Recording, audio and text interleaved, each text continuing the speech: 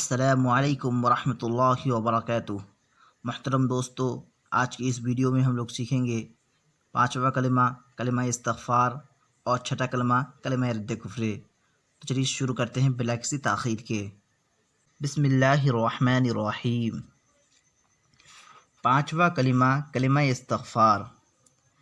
استغفر اللہ ربی من کل ذنب اذنبتہ عمدا او خطأ سرا او علانیة واتوب الیہ من الذنب الذي اعلم ومن الذنب الذي لا اعلم انك انت علام الغیوب وستار العیوب وغفار الذنوب ولا حول ولا قوة الا باللہ العلی العظیم۔ چھٹا کلمہ رد کفر۔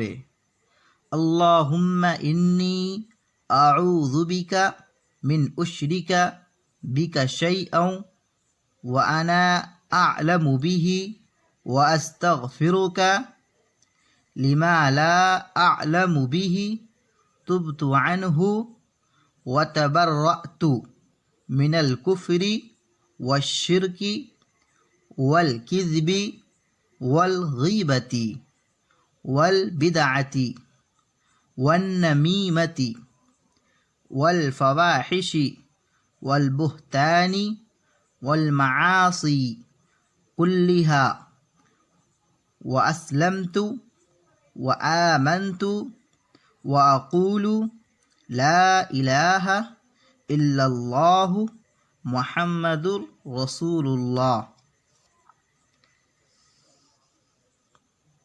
یہاں پہ چوتھے کلمے اور پانچویں کلمے کی فضیلت لکھی ہوئی ہے اور اس کا کیا مطلب ہوتا ہے، اس کے پڑھنے کا کیا مقصد ہے، وہ اس میں بتایا گیا ہے۔ اس کو آپ دیکھ لیں۔ پانچویں کلمے کا مطلب تمام گناہوں کی مغفرت کے لیے، خواہ وہ گناہ کھلے